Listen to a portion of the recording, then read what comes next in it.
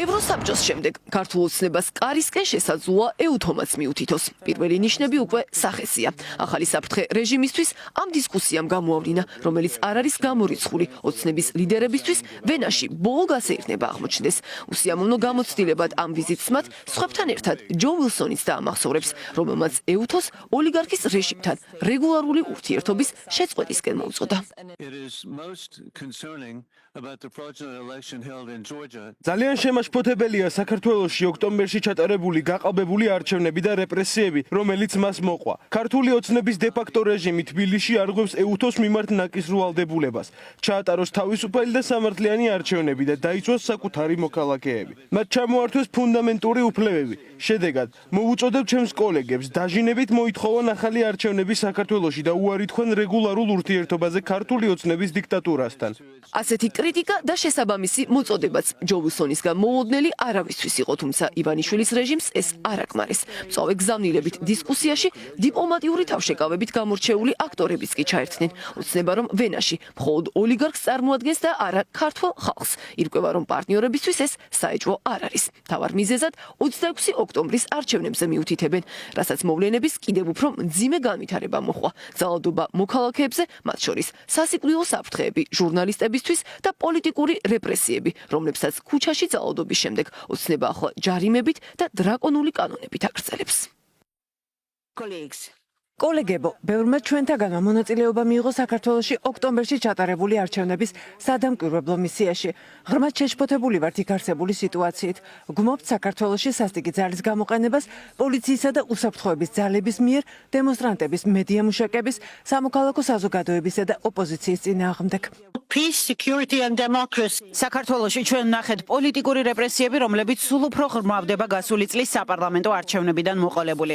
ეუთოს ანგარიშმა ოქტომბრის არჩევნების შესახებ დაადგინა, რომ ამომრჩეველთა დაშინების შემთხვევებმა, საარჩევნო კამპანიის დაფინანსების დისბალანსმა და პოლიტიზებულმა მედია პროპაგანდამ ყველაფერმა ერთად ხელი შეუწყო არჩევნებს, რომელიც დემოკრატიულ პრინციპებს მოკლებული იყო. სავალალო სიტუაცია საქართველოში რჩება ტრაგიკულ უკუსლად, სადაც ეუთომ არ უნდა დათმოს თავისი ძირითადი პრინციპები.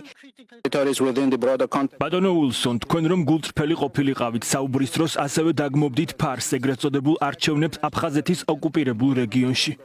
ამ საყვედურის ავტორი ნიკოლოზ სამხარაძეა, იმ პარტიის წარმომადგენელი, რომელსაც აფხაზეთში ეგრეთ წოდებული არჩევნების დაგმობა არაერთმა პარტნიორმა დაასწრო. სოხუმის აეროპორტში რუსული თვითმფრინავის დაშვებაზე კი ამ დრომდე დუმს.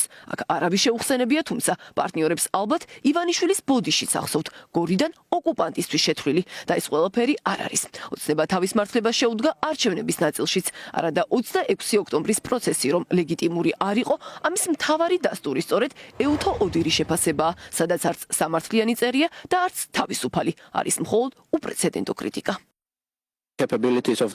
მოვუწოდებთ ყველა მხარეს პატივისცენ ქართველი ხალხის გადაწყვეტილებას და გამოიჩინონ მათი სუვერენული უფლებების მიმართ ურყევი ვალდებულება. არ არსებობს სანდო საერთაშორისო ორგანიზაციიდან არც ერთი ანგარიში, რომელშიც ნათქვამია, რომ საქართველოში არჩევნები გაყალბდა.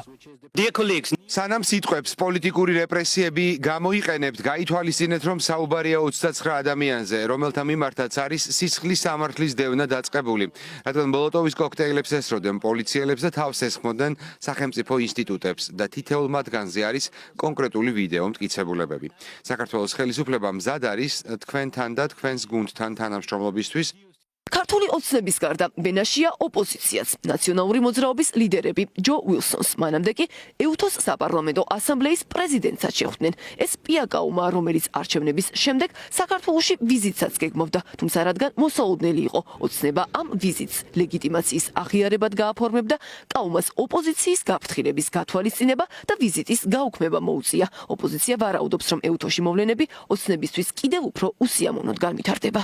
სხვადასხვა დელეგაციის წევრებმა მოითხოვეს ახალი არჩევნები როგორც გამოსავალი არსებული კრიზისიდან, ხოლო ჯო უილსონმა, ამერიკული დელეგაციის ხელმძღვანელმა, ასევე გააჟღერა რუსული ოცნების წევრების არ დაპატიჟების საკითხი მომავალ საპარლამენტო ასამბლეის წლიურ სხდომაზე, რომელიც გაიმართება პორტუგალიაში. ჩვენ ცალკეთ შევხვდით ცხადი ამერიკულ დელეგაციას, სადაც ვისაუბრეთ ასევე ისეთ მნიშვნელოვან საკითხებზე, როგორიც არის ამერიკის სასანქციო პოლიტიკის გაგრძელება ივანიშვილის რეჟიმის წინააღმდეგ. ეს დებატები გაგრძელდება იმით, რომ დაიწყება შესაბამისი პროცედურა საქართველოს შესახებ მოხსენების მომზადება და ევალება ამ ორგანიზაციის ფარგლებში შესაბამის ორგანოს და არ გამოურიცხავ არც იმას, რომ მომავალში ამ მოხსენების საფუძველზე უკვე აღარ მოხდეს საქართველოს დღევანდელი არალეგიტიმური ხელისუფლების წარმომადგენლების მიწვევა შესაბამის ფორმატებში.